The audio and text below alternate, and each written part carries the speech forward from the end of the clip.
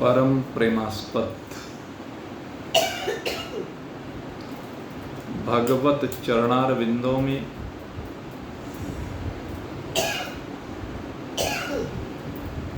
अपने हृदय के दिव्य भावों को समर्पित करके निरंतर अपनी मंजिल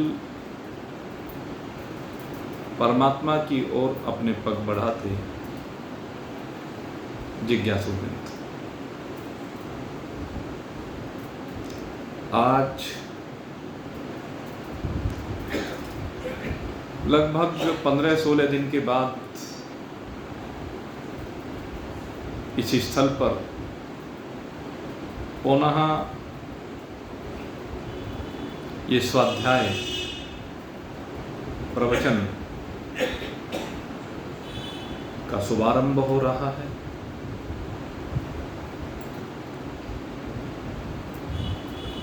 और इसमें विचार सागर ग्रंथ के माध्यम से हम अपनी यात्रा को आगे बढ़ा रहे हैं। विचार सागर ग्रंथ की जो चतुर्थ तरंग है, अभी तक इस चतुर्थ तरंग में हमने जाना कि एक चक्रवर्ती राजा शुभ संतति हुए। शुभ है संतान जिनकी, अर्थात शुभता की ओर कदम बढ़ाने वाली है संतान जिसकी, परमात्मा की ओर पग बढ़ाने वाली संतान है जिसकी, वो शुभ संतति होता है। वैसे तो संतान का सुख गृहस्थ जीवन में अधिकांश गृहस्थियों को मिल ही जाता है, लेकिन जिसे वो सुख समझ रहे हैं वो वास्तव में दुख रूप होता है।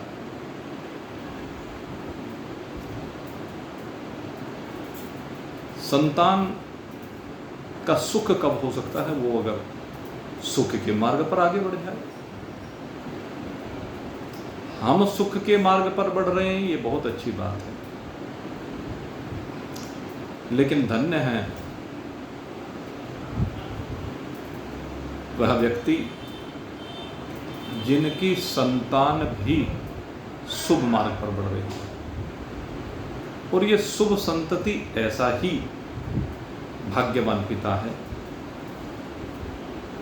चक्रवर्ती सम्राट होने पर सभी प्रकार के भोग सहज उसको उपलब्ध हैं, लेकिन भोगों से जब तृप्त नहीं हुआ तो मन में वैराग्य हुआ। और जब मन में वैराग्य हुआ तो शुभ संतति ने विचार किया कि अब मुझे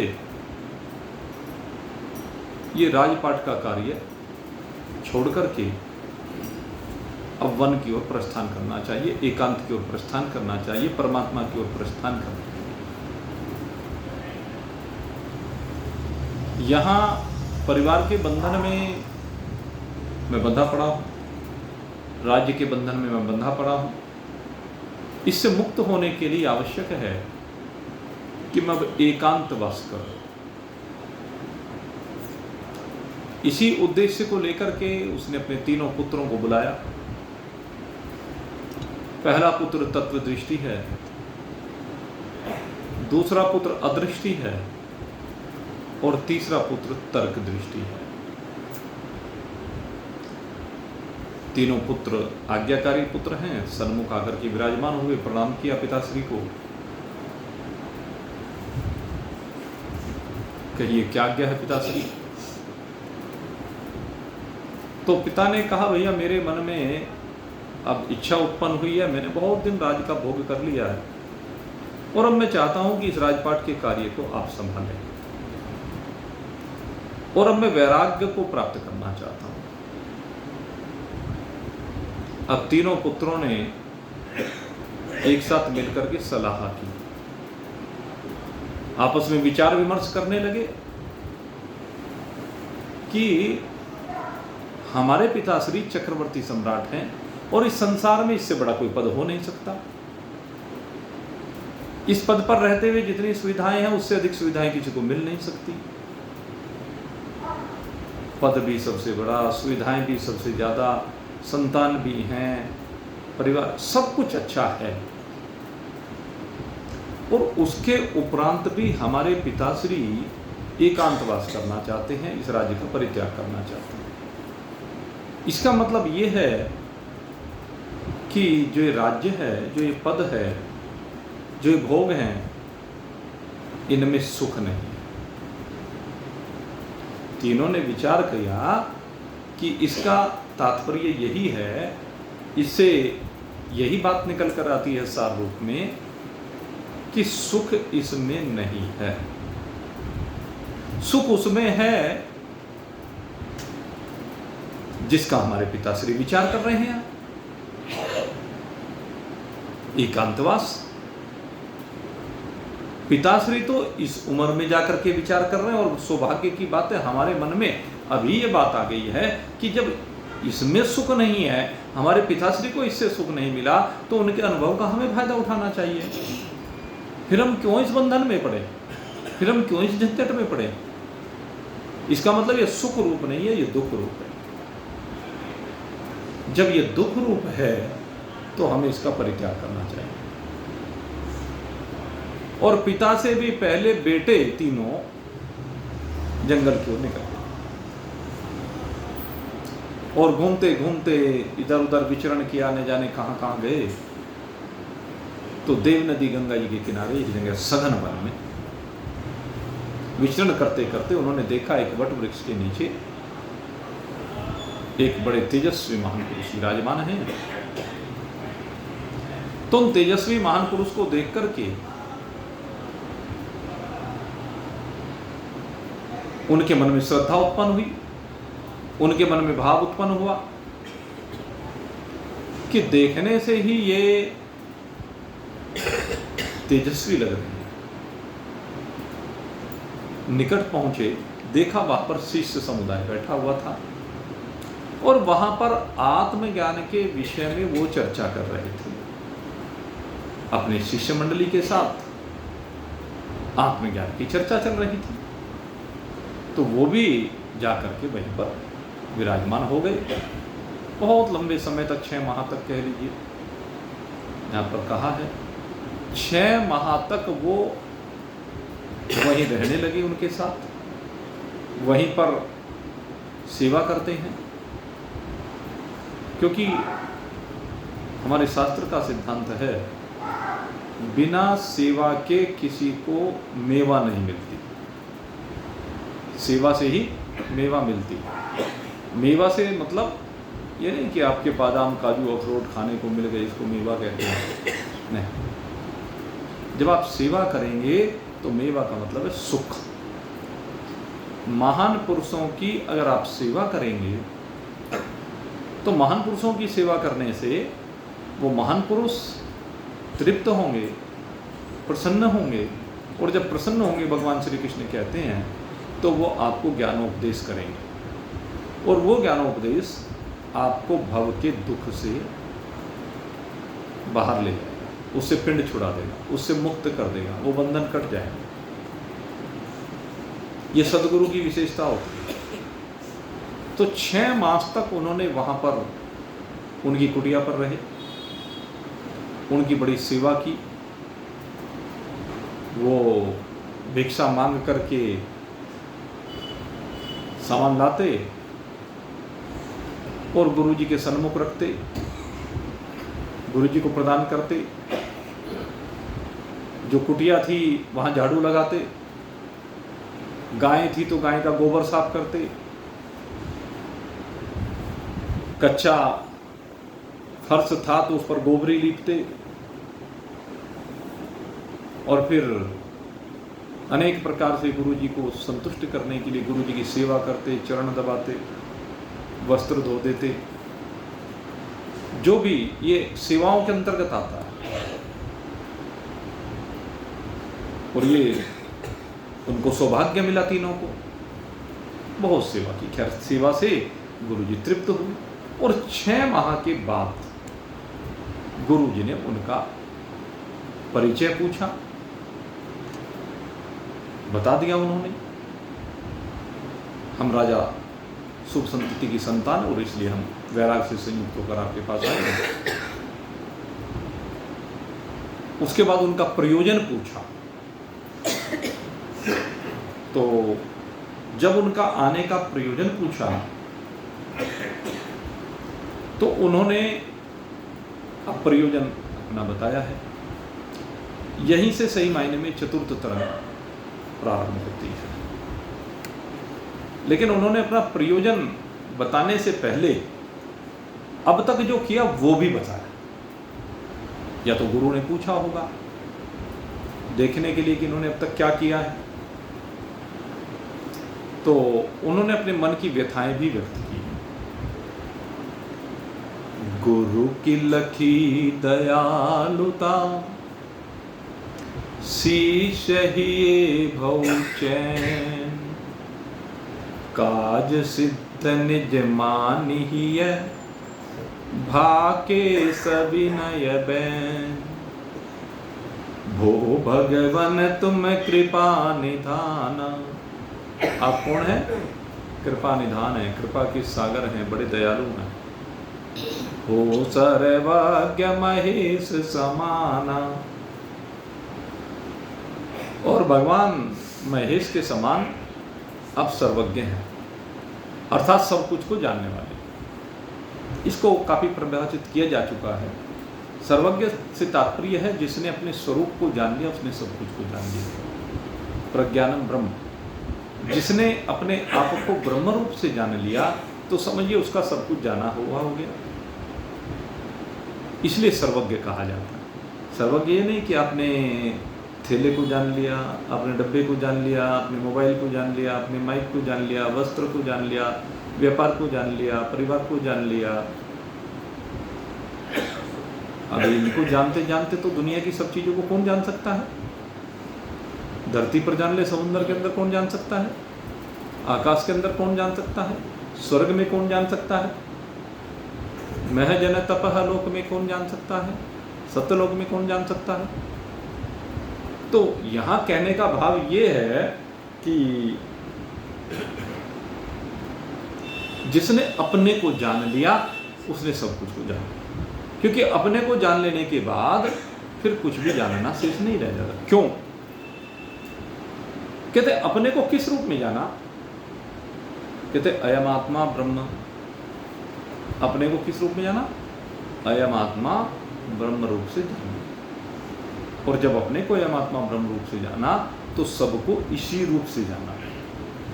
न केवल मेरा आत्मा ब्रह्म है, अपितु सबका आत्मा ही ब्रह्म है।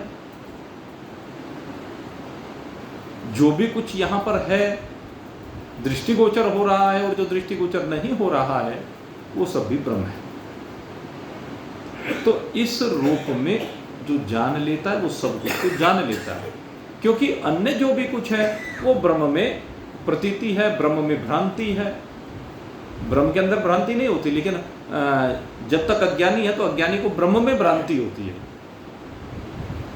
जल में लहर की भ्रांति होती है, रेगिस्तान में जल की भ्रांति होती है, रस्सी में सांप की भ्रांति होती है, जब तक अज्ञान बना होता है। लेकिन जब ज्ञान हो जाता है तो ये सारी भ्रांतियां मिट जाती हैं, रहती नहीं है भ्रांतियां। और जब भ्रांति नहीं रह जाती तो चराचर जगत एक परमात्मा का स्वरूप मात्र शेष रह जाता है, परमात्मा से विलग कुछ रहता ही नहीं है। तो इसलिए इनको सर्वज्ञ कहा कि हे गुरुदेव आप सर्वज्ञ हैं। और ये श्रद्धा का भाव भी है, ये विश्वास का भाव भी है। 6 महीने सेवा करने के उपरांत उन्होंने समझ लिया कि ये वास्तव में सारी प्रक्रिया को जानने वाले हैं। और न केवल जानने वाले हैं, जनाने वाले भी हैं। एक जानने की बात होती है, एक जनाने की बात होती है। ये जानते भी हैं और जनाते भी हैं, इसलिए इनको सर्वज्ञ कहा। और इससे उनकी श्रद्धा असीम हो गई कि जो सब कुछ को जना दे उससे आगे रह के आ गया। सब कुछ को जो जना दे उससे आगे कुछ रहता नहीं है। ऐसे महान पुरुष जो सर्वज्ञ को जनाते हैं तो उसके बाद तो कुछ रह नहीं जाता है। तो उन्हीं महान पुरुषों को जो सर्वज्ञ रूप से आपको विराजमान कर देते हैं, आपको जना देते हैं, आपका भाव पक्का करा देते हैं, उन्हीं को ब्रह्मनिष्ठ ब्रह्मवित्त कहा गया है। और वो एक नहीं अनेक हो सकते हैं, और अनेक भी किस रूप में? शरीर रूप में। यद्यपि वो तो सबके साथ एक ही हैं। शरीर रूप से हम अनेक कह सकते हैं, शामली में भी हो सकते हैं, मुजफ्फरनगर में भी हो सकते हैं, आपके सहारनपुर में भी हो सकते हैं, हरिद्वार भी हो सकते हैं, काशी भी हो सकते हैं, जहाँ भी आप जाएं सब में। बात यह है कि कौन किसके संपर्क में आ जाए। उनकी सबसे बड़ी बात हमारे गुरुदेव कहा करते थे कि चाहे ज्ञानी कितने भी हों, कहीं भी हों, लेकिन सबका एक रिजल्ट है। कोई भी ज्ञानी हो, हर ज्ञानी का एक रिजल्ट है। 100 ज्ञानी एक वाणी, और एक वाणी वो कौन सी है? अहम ब्रह्मास्मि। जितने भी ज्ञानी जहां पर भी मिलेंगे वो समझाने का तरीका अलग हो सकता है, युक्तियां अलग अलग हो सकती हैं, लेकिन अनुभव सबका एक ही है कि अहम ब्रह्मास्मि। इसके अतिरिक्त किसी का अनुभव नहीं। किसी के पास चले जाइए, कहीं ढूंढ लो, कहीं धक्के खा लो, लेकिन ज्ञानियों का निर्णय एक होगा। और अज्ञानी जितने होंगे, अज्ञानियों के पास जाओगे तो भाई उतनी अलग अलग वाणी होगी। अज्ञानियों की सबकी वाणियां अलग अलग होती है, अज्ञानियों की सबकी समझ अलग अलग होती है, अज्ञानियों की सबकी सोच अलग अलग होती है। अज्ञानियों का जो ज्ञान होता है, जिसको व्यवहारिक ज्ञान कहा जाता है, वो सब भिन्न होता है। संसार में कुछ भी चर्चा करने बैठ जाओ, किसी को एक रोग हो जाओ, जितने लोग बैठे होंगे सब अलग अलग तरह से दवाई बता देंगे, क्योंकि हर व्यक्ति यहाँ तो डॉक्टर है, और सारे डॉक्टर होने के बावजूद एक भी ठीक नहीं है, सारे मरीज हैं। ठीक क्यों नहीं है? क्योंकि ज्ञानी नहीं है। अज्ञानी ज्ञानीपने का ढोंग करता फिरता, जो अज्ञानी है वो ज्ञानीपने का ढोंग कर रहा है, स्वांग कर रहा है, बहरूपिया है, इसलिए उसके दुख दूर नहीं होते। लेकिन ज्ञानी जब उसका एक निर्णय हो जाता है कि अहम ब्रह्मास्मि सर्वखलविदं ब्रह्म, तो सर्वखलविदं ब्रह्म रूप से जब उसका अनुभव हो जाता है तो फिर दुख नहीं होता। अजी हमने तो देखा है ज्ञानियों के शरीर बड़े कष्ट में बीतते हैं, अंतिम समय उनके शरीर के बड़े कष्ट आते हैं। भाई जब उसका निर्णय ये हो गया कि मैं शरीर नहीं हूँ, तो फिर शरीर को कितना ही कष्ट होता रहो। जब शरीर ही वो नहीं है तो शरीर के कष्ट से उसका क्या संबंध है? शरीर तो प्रारब्ध के अधीन है। जैसा जैसा जिस जिस शरीर का प्रारब्ध है उसके अधीन उसकी गति होती है, और उसी के अधीन उसके शरीर में किसी के पीड़ा होती है, किसी के नहीं होती है। तो इस चीज से ज्ञान का संबंध नहीं है, ज्ञान का संबंध आत्मा से है। ज्ञानी का निर्णय वो सर्वोपरि है, अहम ब्रह्मास्मि। वो सब कुछ को हटाकर यही कहता है मैं ब्रह्म हूँ, तू ब्रह्म है। मैं और तू भी नहीं रहता है, केवल ब्रह्म है। और फिर तो आगे जाकर कह देता बस है ही, और उसके बाद कुछ कहने के लिए शेष ही नहीं बचता, कहने सुनने की बात ही नहीं बचती है। ये अनुभूति की बात है। तो सो ज्ञानी एक बात, समझाने का ढंग सबका भिन्न है, जहाँ जिस गुरु से जिसकी समझ में आ जाए, बात ये है बस। भाई सब अपने अपने तरीके से प्रयास कर रहे हैं। जैसे हमारे शहर में अनेक संस्थाएं हैं, सब संस्थाएं अपने अपने तरीके से समाज सेवा के परोपकार के काम करती हैं। सबके उद्देश्य भिन्न हैं, लेकिन काम तो सब अच्छाई का कर रहे हैं। उनमें एक चीज कॉमन है, सब में सेवा। किसी में भी आप देखें तो सब में एक कॉमन चीज है, वो है सेवा। बाकी उस सेवा के ढंग वो भिन्न है।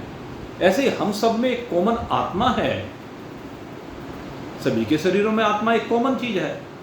और बाकी रही शरीरों की बात, तो शरीरों की जो स्ट्रक्चर है वो सबकी पंचभूतात्मा को भिन्न भिन्न प्रतीत होती है, सबके अंतःकरण भिन्न भिन्न प्रतीत होते हैं, सबके व्यवहार भिन्न भिन्न प्रतीत होते हैं, सबकी प्रकृति भिन्न भिन्न प्रतीत होती है। तो होती रहे,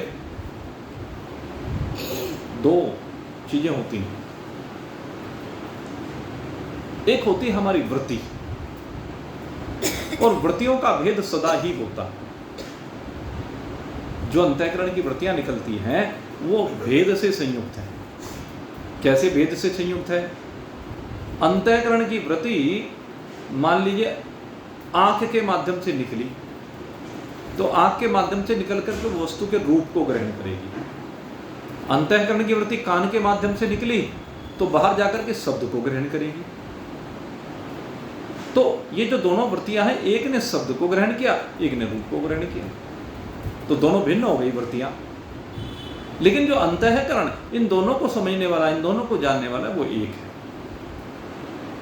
ऐसे ही इस जगत में परमात्मा एक ही है। ये शरीर, ये वृत्तियां, ये अंतःकरण, ये भिन्न भिन्न होते हैं, इसलिए वृत्ति भेद कहा है। लेकिन कहते हैं कि तेरा वृत्ति का भेद भले ही बना रहे, लेकिन दृष्टि का भेद नहीं होना चाहिए। व्यवहार में वृत्ति का भेद होता है, लेकिन दृष्टि का भेद नहीं होना चाहिए। दृष्टि क्या है? दृष्टि वो कॉमन तत्व है जो सब में है। हमारी दृष्टि में सर्वत्र एक परमात्मा होना चाहिए, सब में एक परमात्मा होना चाहिए। परमात्मा के अतिरिक्त दूसरा कुछ नहीं होना चाहिए। यह है दृष्टि की समता, दृष्टि की एकता। वृत्ति होती रहे, फिर वृत्ति में हुई नहीं। वृत्ति तो अंतःकरण की है।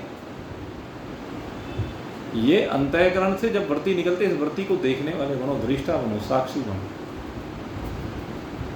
दृष्टा बनकर ही उस वृत्ति का अवलोकन कर सकते हो।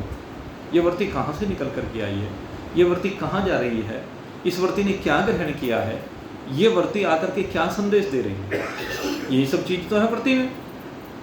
कहाँ से वृत्ति निकली, किस लिए वृत्ति निकली, किस ओर वृत्ति गई, कि क्यों गई वृत्ति, और जाकर के उसने क्या ग्रहण किया, आकर के उसने क्या संदेश दिया, उसके साथ वृत्ति निवृत्त हो गई।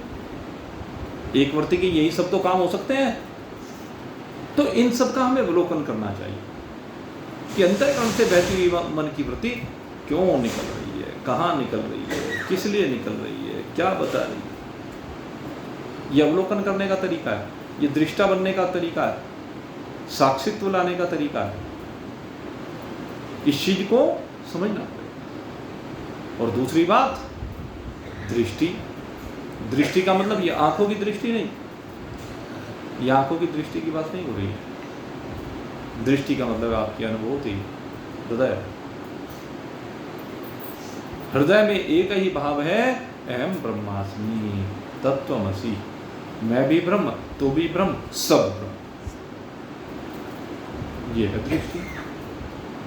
तो यहाँ पर अब हम इसी ओर प्रस्थान कर रहे हैं। यही इस विचार सागर में समझाया जा रहा है। ये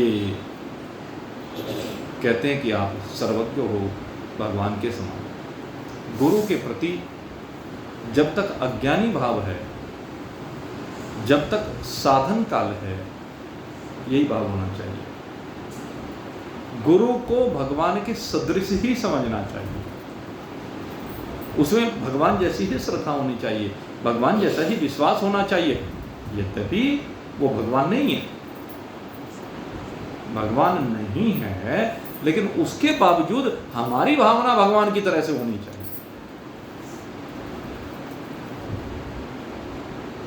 क्यों? कि भगवान के पास जिस काम के लिए जाया जाता है, उसी काम के लिए वहां जा रहे हैं।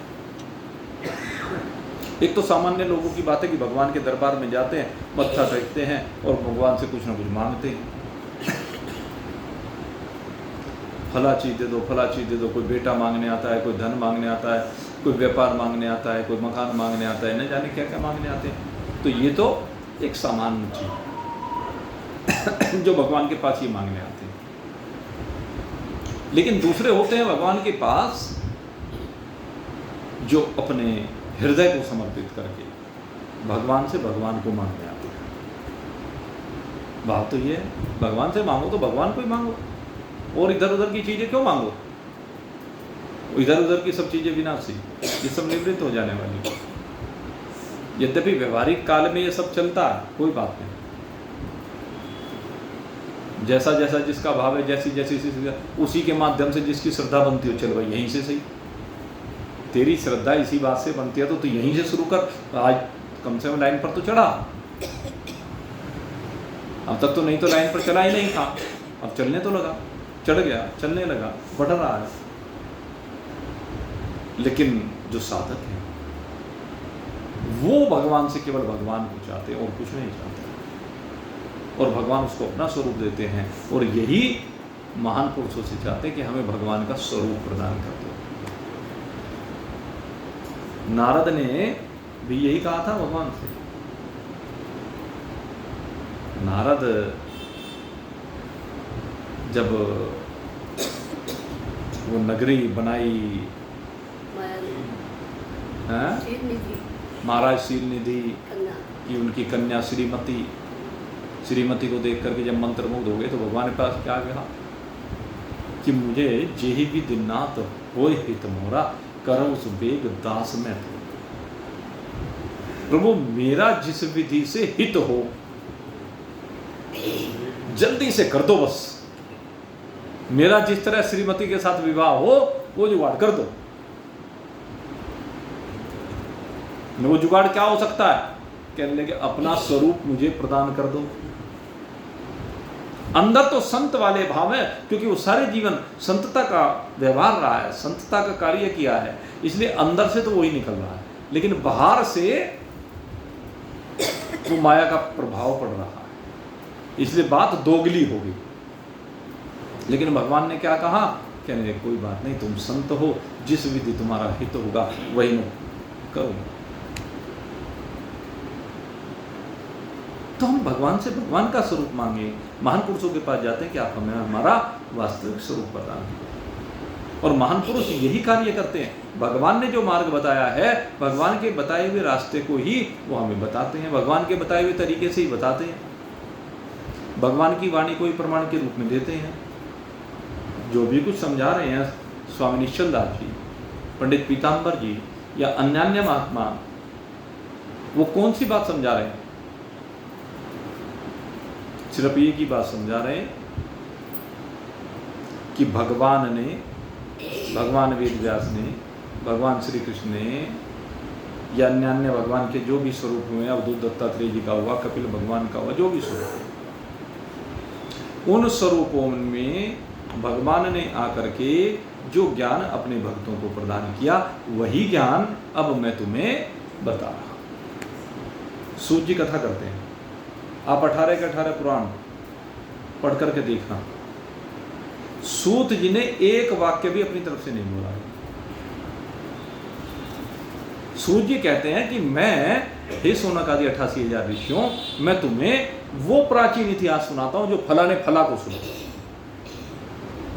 फला ने फला को सुनाया। क्यों सुनाया, क्या कारण बने, तो सूत जी वो सब सुनाते हैं। और महान पुरुष सब वही सुनाते हैं जो भगवान ने अपने भक्तों को पहले सुनाया है। तो चूंकि भगवान की वाणी ही गुरु सुना रहा है, इसलिए कहते हैं कि उनका भगवान के समान सम्मान करना चाहिए, यद्यपि शरीर रूप से वह भगवान नहीं है, लेकिन हमारी श्रद्धा उनके प्रति ऐसी होनी चाहिए। और इन तीनों बालकों की श्रद्धा, शुभ संतति के तीनों बेटों की श्रद्धा ऐसी ही है। और एक चीज और है, जिसको जवानी में वैराग हो जाता है ना, बस मजा तो वही लेता है।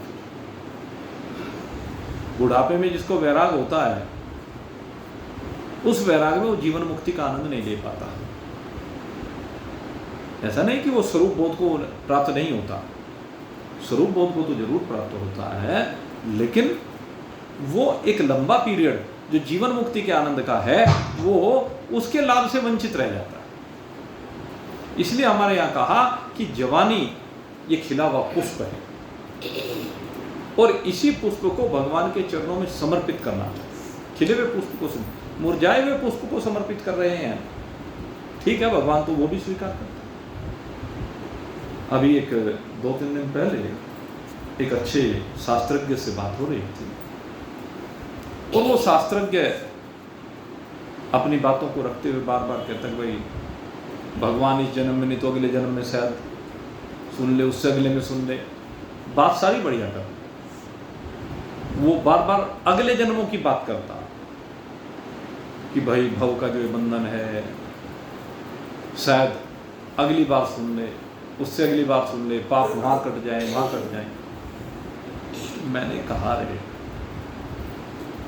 तू क्या मूर्खता की बात करता है? ये मूर्खता की बातें हैं, ये अश्रद्धा की बात है, ये अविश्वास की बात है। तो अगले जन्म की बात ही क्यों करता है? जो अगले जन्म की बात करता है वो संशयात्मा है। पर भगवान श्री कृष्ण कहते हैं संशयात्मा विनश्यति। संशयात्मा को कभी भी स्वरूप का बोध नहीं हो सकता। संशयात्मा का तो विनाश निश्चित होगा, अर्थात वो जन्म मरण के चक्र में जरूर है। इसीलिए मैं सबसे कहता हूं ये जो जन्म जन्मांतर की बात आप करते हैं, इस बात की सीमा से बाहर निकलो कि हमारा अगले जन्म में कल्याण हो जाएगा। क्यों भाई? जरूरी है अगले जन्म में तुझे ऐसे संस्कार मिल जाएंगे, ऐसा परिवार मिल जाएगा, ऐसा प्रारंभ मिल जाएगा, ये शरीर मिल जाएगा। इस बात को तो पता नहीं है। फिर तेरी भावना वैसी होगी कि नहीं होगी? अरे जब बनी बनाई भावना है तो अभी क्यों नहीं काम कर लेता? क्यों एक बार और गर्भ में जाकर उसके कष्ट सहना चाहता है? और एक बात बता, तू जिसका विश्वास पक्का होता है उसी की बात बनती है, और इसी जन्म में बनती है, और 2 घड़ी में बन जाती है। खटवांग ऋषि का जो उदाहरण है वो 2 ही घड़ी का तो है। परीक्षित का उदाहरण भी 2 ही घड़ी का है, 7 दिन का नहीं है। 7 दिन तो फिर क्योंकि 7 ही दिन का समय था इसलिए वो 7 दिन तक लगातार फिर भगवत चर्चा की है। वो उसका जीवन मुक्ति का आनंद हुआ परीक्षित का, वो भगवत चर्चा। लेकिन वैसे तो 2 घड़ी में परीक्षित को बोध करा दिया सुखदेव जी ने। 2 घड़ी में उसको परमात्मा के दर्शन करा दिए, क्योंकि वो सगुण साकार भगवान के दर्शन करना चाहता तो 2 घड़ी में उसको दर्शन करा दिया। प्रारंभिक भाव सगुण साकार का है, लेकिन बाद में वो देह भाव से विलग करके परीक्षित को बिल्कुल देह में हूं ही नहीं, मैं एक आत्मा हूं, इस भाव में स्थित हुआ। अज्ञानम च निरस्तम में परीक्षित ने कहा मेरा अज्ञान निवृत्त हो गया। जो अभी तक मैं भ्रांति में था, मैं अपने को मरने जीने वाला समझ रहा था, कहते आपकी कृपा से अब मैं मरने जीने के बंधन से बाहर निकल गया हूं। मेरे में जन्म और मृत्यु की कल्पना है नहीं, मैं तो खुद ब्रह्म हूं। मेरे में काहे का जन्म और काहे की मृत्यु? यही अजरता अमरता विनाश। परीक्षित को बोलो तो आप क्यों संशय करते हो? संशय करना बंद कीजिए, अपने ऊपर विश्वास करना प्रारंभ कीजिए। अपने ऊपर जिसने विश्वास किया है उसने मंजिल को प्राप्त किया है। जिसे अपने ऊपर विश्वास नहीं, वो कभी मंजिल पर नहीं पहुंच पाया, क्योंकि वो बार बार पीछे मुड़ के देखता है कितना चल लिया, कितना चल लिया, कितना चल लिया, और उसी चक्कर में फंस जाता है। इसी चक्कर में फंसता है। पीछे मत देखो, सीधे अपने लक्ष्य की ओर देखो कि अब मेरी मंजिल कितनी रह रही है और मुझे दौड़ करके इस मंजिल को पाना, और मैं पाऊंगा। पानी है मंजिल और मैं निश्चित पाऊंगा। इसे कहते हैं दृढ़ संकल्प, दृढ़ निश्चय। इतनी संकल्प शक्ति आपकी मजबूत होनी चाहिए, और उसके लिए बस एक ही बात है। स्वामी स्वरूपानंद जी महाराज कहा करते थे, कहते हैं निरंतरता। निरंतरता आपके जीवन में होनी चाहिए। जिसके जीवन में निरंतरता है वो परमात्मा को निश्चय ही प्राप्त कर लेता है, अपने स्वरूप को निश्चय ही प्राप्त कर लेता है। और जो उलझा रहता है वह उलझा रहो, जो उलझा रहता है वो उलझा रहो। जो बाहर ही नहीं निकलना चाहता वो तो ढोंग कर रहा है। जो बाहर निकलना चाहता है वो समय भी देता है, वो उन चीजों को एक तरफ भी करता है। अरे सारा ठेका तूने ही लिया है क्या? तेरे बच्चे जवान हो गए, तेरे बच्चों के बच्चे भी बड़े बड़े हो गए, और तुझे उनके ऊपर विश्वास नहीं। अरे नफा करे नुकसान करे, तू क्यों चक्कर में पड़ रहा है? तू क्यों फंसा पड़ा है? उनको छोड़ दे प्रारब्ध के हवाले। उनके बारे में ज़्यादा चिंतन करना बंद कर। अब तू अपनी ओर देख, तेरी यात्रा का समय कितना बच गया। देखने का विषय ये है, नहीं तो भाई सारी जिंदगी कट जाएगी। बचपन से कब जवानी आ गई पता नहीं चला, जवानी से कब प्रौढ़ावस्था आ गई पता नहीं चला, प्रौढ़ावस्था से कब बुढ़ापा आ गया पता नहीं चलता, और बुढ़ापे के बाद किस दिन राम नाम सत हो जाएगी पता नहीं चलेगा। इसलिए बाहर निकलो। तेरे नर धोखे धोखे में लुट गए, आ गई अंत घड़ी। तेरे नर धोखे धोखे में लुट गए, आ गई अंत घड़ी। बालकपन में थी निपट नादानी, भाई फिर आई गई मस्त जवानी। बालकपन में थी निपट नादानी, भाई फिर आई गई मस्त जवानी। तेरी समझी स्वर्ग निशानी, लगी जैसे अमृत की जड़ी। हिर नर धोखे धोखे मिल, आ गई अंत घड़ी। जवानी पन में जो पाप कमाए, वो अब जाते नहीं बताई। जवानीपन में जो पाप कमाए, वो अब जाते नहीं बताए। सिराने मौत खड़ी, तेरे नर धोखे धोखे में लुट गए, आ गई अंत घड़ी। और उसके बाद भाई फिर आया बुढ़ापा बैरी, परिवार में ममता गहरी। बुढ़ापा सबसे भयंकर है। इस बुढ़ापे में भी जो परिवार से चिपका रहता है ना, उनकी परवाह करता रहता है, वो तो घोर नरक में जाएगा। बता दूँ, मोह रूपी दलदल में फंसा हुआ। मोह सकल जग व्याधिन कर मूल ताते उपजे उन्हें बहुविध सूला। क्योंकि एक सूल किसी ने चुभा, एक के बदले में 100 फिर आगे चुभने को तैयार बैठे। भगवान ने अर्जुन को यह कहा कि जब तक तू मोह की दलदल से बाहर नहीं आएगा, तब तक तू कल्याण को प्राप्त नहीं हो सकता। ये महाभारत का युद्ध नहीं लड़ सकता। इस मोह की दलदल से बाहर आ। दलदल में जब तक फंसा रहेगा, आदमी वहीं फंस करके मर जाता। भाई फिर आया बुढ़ापा बैरी, परिवार में ममता गहरी। पोते ब्याहवण की मन में रहरी, ये ली करूंगा कड़ी। तेरे नर धोखे धोखे में लुट गए, आ गई अंत घड़ी। अभी मन में रहा पोते ब्याहवण की रह रही, अरे ब्याह जाएंगे जब टाइम आएगा, सारा ठेका तुम्हें लिया। हिल्ली करूंगा खड़ी, 4 मंजिला मकान खड़ा करना। 6 अब तो 4 मंजिल वो पहले ही कहा करते, 4 मंजिले भी। अब तो भाई कितने मंजिले ही गिनती नहीं रही है। शहरों में 50-50, 100-100 मंजिल तक के मकान बनने लगे। तो हिल्ली करूंगा खड़ी कर लिए भाई, क्या मुक्ति है उसमें से, मिल जाएगा जूस पी लेना, सिवाय जूते खाने के और कुछ नहीं मिलेगा।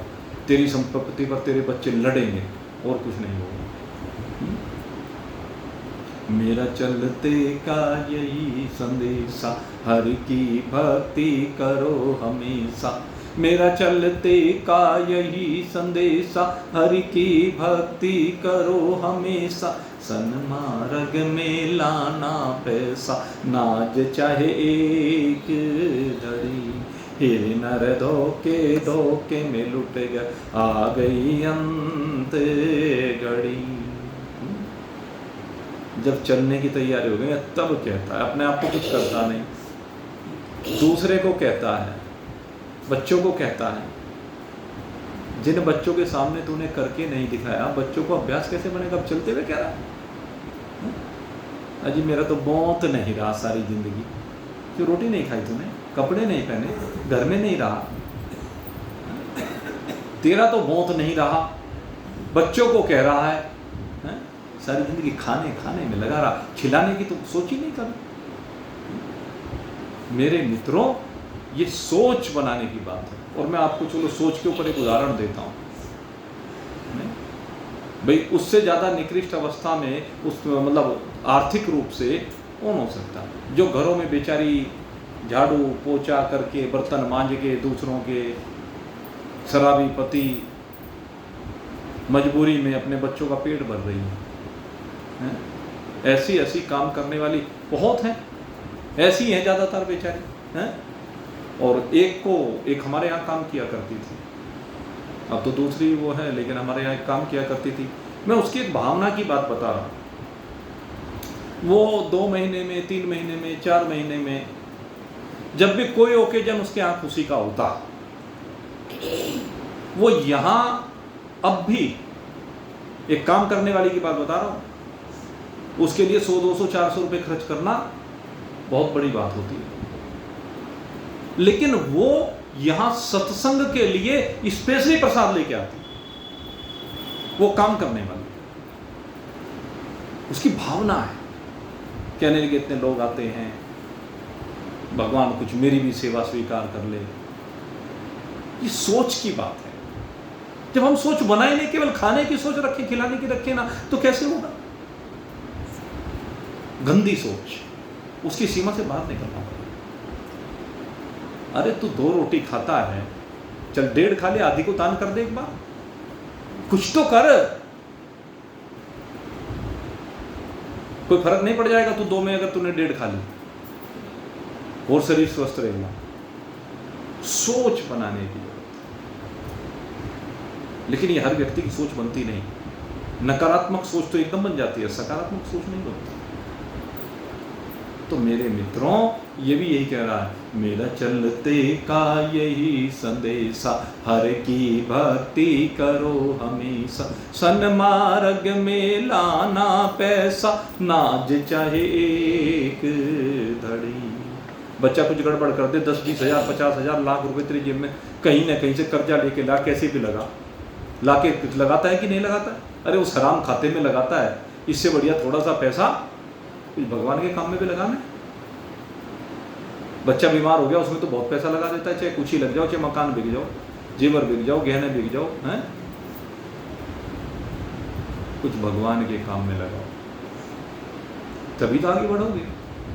तो ये सेठ मरते हुए अपने बच्चों को कह रहा, अपने आप नहीं किया सारी जिंदगी, कंजूस मक्खी चूस कहीं अपने आप तो कंजूस मक्खी चूस रहा पूरा, लेकिन जब मरने लगा तब हुआ, यम के दूत सामने खड़े दिखाई देने लगे।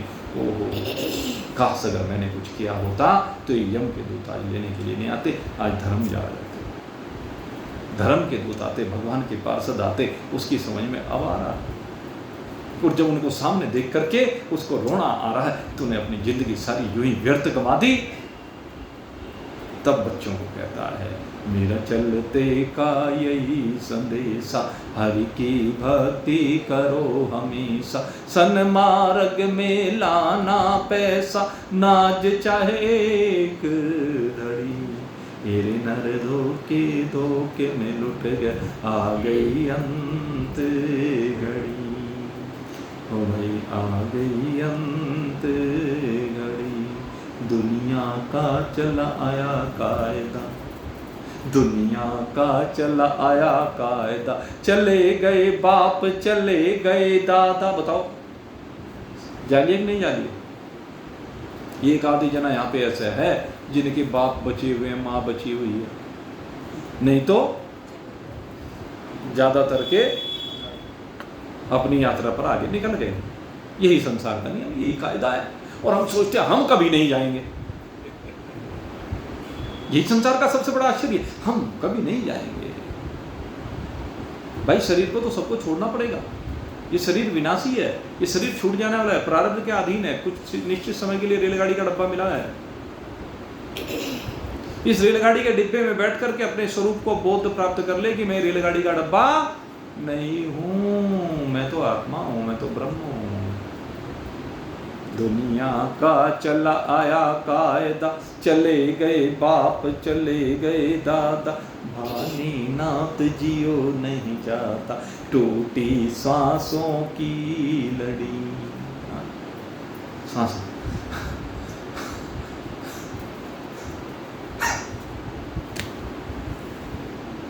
ये तो था। लंबी लंबी सांसें लेगा, फिर धीरे धीरे धीरे शिथिल पड़ती जाएंगी श्वास और प्राण। राम नाम सत्य हो गई भाई। यही होता है, सबके साथ यही होता है, निकल गए प्राण। तो वाणीनाथ कहता है, यही कह रहा है, टूटी सांसों की लड़ी, हेरे नर धोखे धोखे में लुट गए, आ गई अंत घड़ी। तो भाई अंत घड़ी के आने से पहले पहले अपने स्वरूप को जान लो। और ये जाना जाएगा विश्वास से, ये जाना जाएगा श्रद्धा से। अगर श्रद्धा और विश्वास है, निरंतरता है, और मन में पूरा उत्साह, पूरी उमंग, पूरी लगन, भाई परिश्रम ज्यादा करना पड़ेगा। 1 घंटा सत्संग अगर यदि तुमने किया है तो 1 घंटे के सत्संग के साथ 2-4 घंटे की जुगाली भी करो, इसके ऊपर चिंतन करो, मनन करो। और सबसे बड़ी बात है, धक्के खाने बंद करो। जो 100 जगह धक्के खाते फिरते हैं, जिसका लक्ष्य केवल आत्मज्ञान है, अब उसे धक्के खाने छोड़ देना चाहिए। ये कह रहे हैं अभी, ये जो धक्के खा रहे हैं ना, ये रास्ते की बात है, ये बिल्कुल स्पष्ट कह रहे हैं। शुभ संतति की संतान क्या कहती है? हो सर्वज्ञ महेश समाना, हम अजान मति कछु नहीं जाने, जन्मादिक संस्कृति भय माने। हमें कुछ पता नहीं, हम तो अजानमती हैं और जन्म मरण आदि के चक्कर में फंसे रहे हैं। अब कहते हैं, कर्म उपासन कीने भारी। धक्के खाना का है ये, परोपकार के काम, हाँ? ये भी धक्के ही हैं। वेदांत में ये भी धक्के हैं। करो, पीछे हट जाओ, जुड़ो मत उनसे, चिपको मत उनसे। अगर यदि चिपक गए तो फंस गए, क्योंकि शुभ काम तो महापुरुषों से होते रहते हैं, लेकिन उनके साथ कभी चिपकिए मत, उनके साथ कभी बंधिए मत। मंदिर बनवाया, पीछे हट गए। प्रयोजन था मंदिर बनवाने का, भगवान के स्वरूप स्थापित करने का, लोग आए, आकर के बैठे, भगवत चर्चा करें, कल्याण को प्राप्त हो। आगे तो भाई अपने आप देखेंगे देखने वाले। सब जगह आपका प्रयोजन यही होना चाहिए, चिपकाव नहीं होना चाहिए, अहंकार नहीं होना चाहिए। मैंने ये किया तो कौन होता है करने वाला? तेरे मन में भगवान ने एक संकल्प पैदा कर दिया और उस संकल्प को पूरा कराने का काम भगवान करता है, तो कौन है करने वाला? वो संकल्प भगवान पूरा कर रहा है। तो ये तो फ्री में सम्मान दे रहा है, फ्री में, क्योंकि किसी न किसी को निमित्त बनाता है और सम्मान उसी को दिलाता है जो सन्मार्ग पर निरीक्षण भाव से चल रहा है, तो उसको सम्मान दिलाता है भगवान। उसकी ओर इसलिए उंगलियां भी नहीं उठती। उंगलियां किन की ओर उठती है? जो बदले में सम्मान चाहते हैं, जो व्यापारिक केंद्र खड़े कर रहे हैं उनके बदले में। मंदिर कोई व्यापारिक केंद्र नहीं, आश्रम कोई व्यापारिक केंद्र नहीं, अन्य क्षेत्र कोई व्यापारिक केंद्र नहीं। ये न सम्मान प्राप्त करने के स्थल है, ये सेवा के स्थल है। इसलिए इनके साथ अटैच मत होइए। हो गया छुट्टी। वर्तमानेषु वर्तते नित्यम वकारम तस्य लक्षण वासना विवर्जिता येन वक्तव्यम च निरामे। आपकी वासना रहनी नहीं चाहिए, चाहत रहनी नहीं चाहिए, कामना नहीं रहनी चाहिए, स्पृहा नहीं रहनी चाहिए, तृष्णा नहीं रहनी चाहिए। हो गया, चलो जयराम जी। उसके बाद कुछ नहीं। ये थोड़े ना अगर कहीं पर भागवत किए और भागवत करने के बाद वही तो सारी जिंदगी को अब मेरे चेले बन गए, सारी जिंदगी अब ये मेरे पैर छूएं, सारी जिंदगी मेरा सम्मान करें, सारी जिंदगी जब भी कोई तीज त्योहार हो सबसे पहले मुझे आदगे रखें, सारी जिंदगी ये मेरे गले में मालाएं पहनाएं, मेरे पैर छुएं, मिठाई के डिब्बे भिजवाएं, फलाने सामान भिजवाएं, दक्षिणा भिजवाएं। ये क्या है?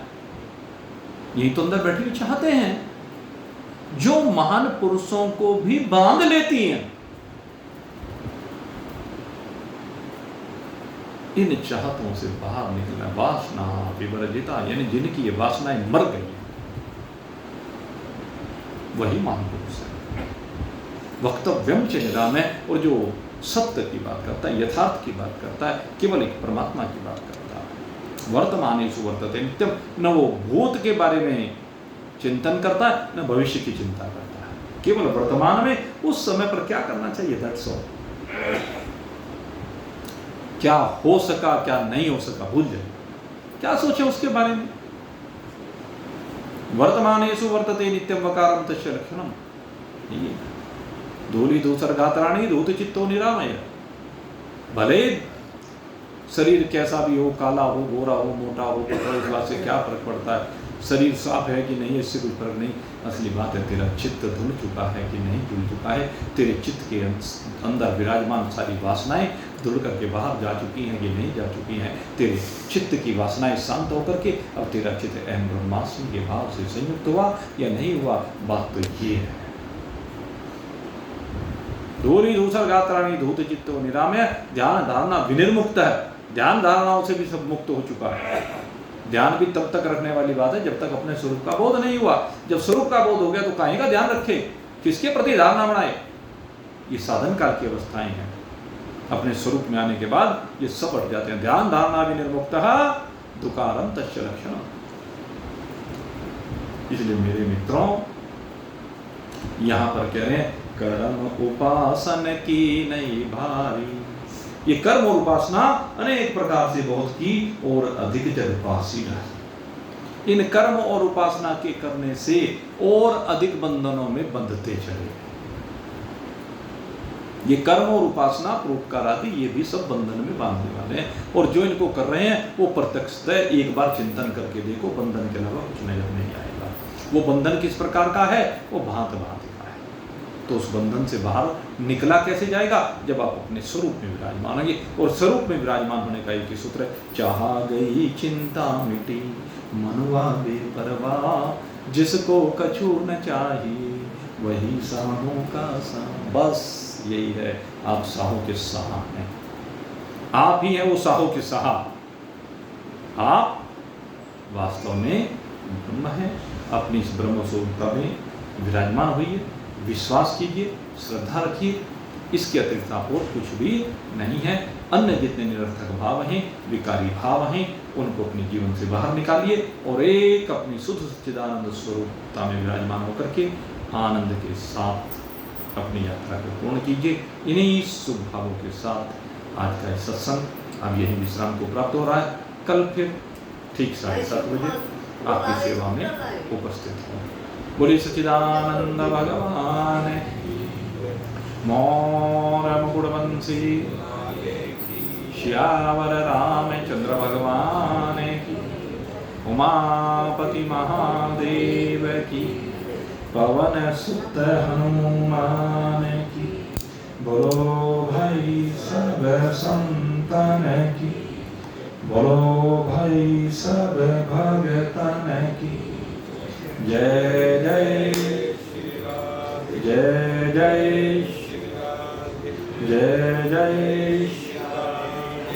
बोल सचिया जोता वाली माता तेरी सराय। आओ भाई, आप प्रसाद ले लीजिए। जय सिया राम, जय जय सिया राम, जय सिया राम,